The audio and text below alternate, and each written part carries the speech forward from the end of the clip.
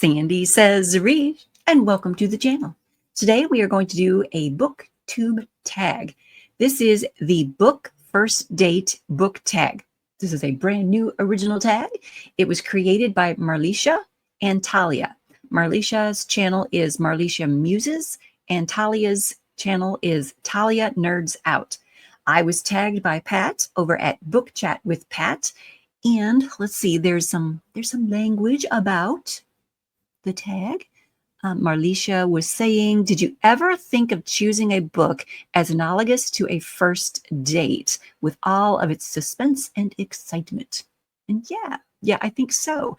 And in fact, there is a bonus prompt in this list of prompts, prompt 8.5, and we're going to start with that one instead of finishing with that one, because it just is kind of perfect to lead us into this book first date discussion. The way I want to answer it is just perfect to lead into this discussion. So that's what we're going to start with right after we do just a wee little bit of housekeeping. I want to welcome you guys to subscribe to the channel.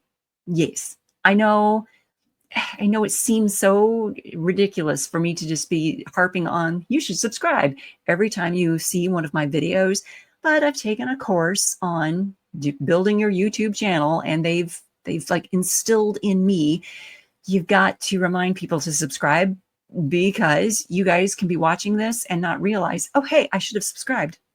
So please do. Also, I want to mention that I have put together a book box. This is a book box that Booktube content creators could get all excited about opening on your channels. Here's some content for you. Inside of this box is a bunch of good stuff and the first book in my Choices series. So Choices Meant for Gods is in here, along with some other cool stuff that you could open and show on your channel and talk about and have some content, free content. All you have to do is reach out to me in the link that I will provide in the drop-down box below. Okay, enough of that. That's enough housekeeping and like commercialization of this. Let's dive into the prompts, and we're going to start at the end with the bonus question. The bonus question, 8.5, is, would you ever pick up a book and read it without knowing anything about it? Or conversely, let someone else choose your book for you, like a blind date? And yeah, I would, and I have. You guys, at some of these like author events and reading festivals and conventions that I go to and participate in, I have seen multiple times authors who have taken some of their like older titles, some of their backlist, and covered the book, wrapped it in brown paper wrapping, and they write on the outside of the brown paper wrapping 2 or 3 of the tropes that are taking place in the book. So you have kind of an idea of what to expect with the book, but not everything. You don't get the blurb, you don't get the title, you don't get to see what's on the front cover. It's a blind date. You just get a couple of the tropes, so you kind of get an idea of, oh my gosh, I would absolutely not enjoy this, or oh, this sounds like something I might be into. Okay, that's a real blind date with a book right there. And they charge maybe like $5. Price has probably gone up since printing has gotten a little out of hand, right? But you know, $5 for a blind date with a book. Take it home, open it, read it. I did do this a couple of times, and so I've got the first half of this prompt, yeah, I've done. The second half of the prompt, they're over there on the 2BR tree. Yeah. Okay. Shall we go back to the beginning and start this prompt the way we're supposed to do it? Number 1, what books do you regret buying? Now, there have been a few. There have been a few indie books. There have been a few traditionally published books that I regretted buying. Book of the month comes to mind. You know, when you have a book of the month subscription, the options that you can choose from don't give you huge amounts of information about the book. You get to see its front cover, and you're really making a decision based on the front cover and the genre that they've put that book into. Like, your fantasy selection for this month is blah, and there's this book cover, and they give you like a sentence to describe the book. And like, well, that sounds interesting. I'll take a chance. Now, I've regretted that. I really regret it with the book Silver Elite, which You guys, I still haven't filmed the video for you guys because I'm just struggling with it so much. But I regret purchasing that book. Okay. Let's see. I did put some notes here. There have been a few indie books I've regretted just because I could have spent that month's book money on something else if I'd been more careful or more selective. I have, like, I'll go up to an author's table at an event and I'm looking at, the cover, and I'm looking at the blurb on the back, and I'm going to bring that book home, and there's always something good in a book, right? There's always something good in that book, but every once in a while there's not, which is really disappointing. And then I can't bring it to you guys here on the channel. And it's as if I don't want to say I've wasted my money, because I at least supported the author in purchasing a book, but I've wasted my money in that I can't enjoy the book. I can't bring the review to you guys here for the channel. I could have purchased a different book from a different author to bring to you guys and enjoyed that book instead. That makes sense. Of course it does. There's currently an author who is aware that I bought his book, and I am like a minute away from blocking this individual. Oh, I'm going to stop there. I don't want to. That's enough. Number 2, do you DNF books? Why or why not? At what point do you DNF? If you do, how much time do you generally invest before DNFing? You guys, I'm probably answering this the way everyone else does. It really depends. I know there are some reviewers and some readers who will give a book 100 pages. That's their defining moment. If it's not got them just totally immersed by 100 pages, they're done. They're out of there. I don't really have a hard and fast rule of I've got to go 50 pages. I've got to go 100 pages. I don't really have a hard and fast rule that way. I think Silver Elite, I made it halfway through the book, and I'm like, I can't. There is the book Spindle Fire. I brought that one to you guys here on the channel. I think I made it to page 84, 89, somewhere like that. And I was like, done. So yeah, it depends on what's happening in the story. It depends on whether or not I can relate to any of the characters. I mean, it really depends. Yeah. Number 3, shall we move on to number 3? Is there a book you did not want to come to an end or couldn't put down? There are plenty of books I couldn't put down. I mean, as I'm reading them, and you just go so deep into the night because you can't put the book down. You're just, yeah, plenty of books like that. But I think that, the books that you don't want to end, how do I want to explain what I'm thinking here? If a book is written well, then it is constructed in a manner that the ending is it's coming in a way that the end is coming, and you're ready for that natural ending.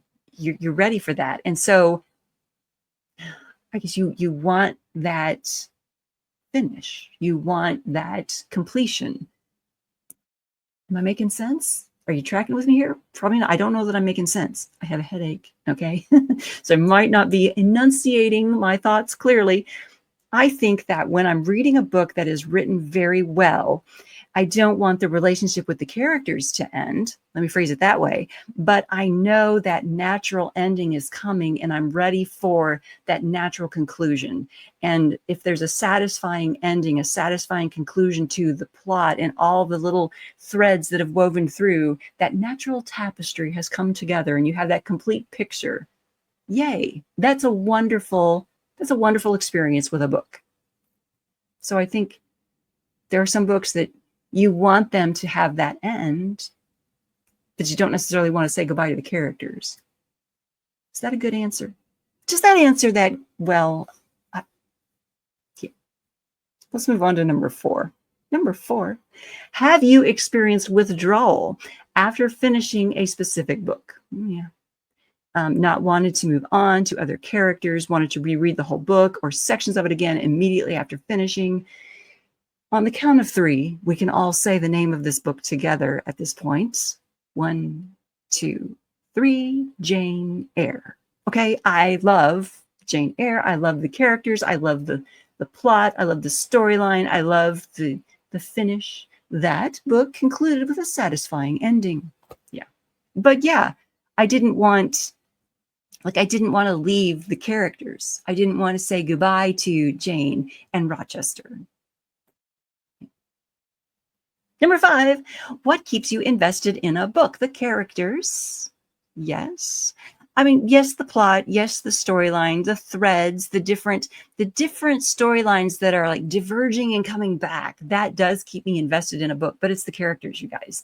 If I'm not enjoying the characters, I'm not going to be as invested in the book, in the story.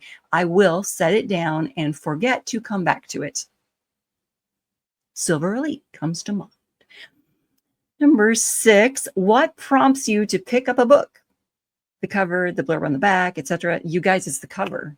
Obviously. I mean, there are entire marketing teams and research arms in publishing houses that are designing these covers to make us pick them up in the store. That's their job. They work at manipulating us to pick up the book. That's what they do. And it works. So I definitely, yeah. Okay, so what prompts me to pick up the book? The front cover. So pick it up, then I flip it over. And I mean, that's what we were taught from like day one at Arca Books Publishing. We were taught, work on your cover blurb because the people are going to come to your table. They're going to pick it up based on the cover and they're going to turn it over. This is how it happens. They pick up the book, they turn it over, and they read the blurb on the back. You got to hook them with that blurb. Yeah, got no pressure at all. So yeah, that's what prompts me to pick up. And then, okay, so after I've picked up the book, I've flipped at the cover, I flip it over, I'm reading the blurb on the back, then I'll go inside and I'll look at like the first page. Sometimes I'll look at the first page and read like the first page to see what we've got happening, make sure we're not in first person present tense. And I'll, sometimes I'll like flip through looking for just like a random page. And I'll read a random page looking for, okay, did we stay in past tense or present tense? Did we stay in this person's viewpoint? I mean, I'll look for weirdnesses that are going to make me crazy. That's all right. Should I move on? Number 7, do you keep finished books to reread or do you unhaul them? Both. There are some books that they're like friends. I mean, the characters that you've grown accustomed to, it would be like severing that friendship to unhaul the book. That makes sense. But then there are some books that I unhaul them because I want to share those friends with others. That's usually because I have another edition or another version of that book on the shelf. Okay, prompt number 8. Who or what do you trust most for book recommendations? So this is going to depend on what the person is recommending to me. I trust like a person's recommendation to me more than I trust like some highfalutin newspaper with some high dollar paid reviewer out in some area of the country. Let me just state it that way. I'm going to trust a person talking to me more than some entity. Yeah, someone here on Booktube. If one of my Booktube friends wants to recommend a book to me, I'm going to trust that person more than a review in a magazine. I just am. I don't know what or who has influenced that review in that magazine. But my friend on Booktube is just talking, just sharing, just saying what they're saying and what they've actually experienced while reading the book. Does that make sense? Okay. Yeah. But let me give you a caveat there. There are some folks who will read There are some folks who will read in the fantasy genre and be able to talk very intelligently and in depth about fantasy books and fantasy novels and make references to other fantasy items, okay? Other fantasy books, other fantasy authors, other fantasy from like long ago and then recent fantasy. They've got great fantasy knowledge. and I'm going to trust their opinion on fantasy books. Might not give as much weight to their opinion on a, I don't know, young adult pseudo romance book.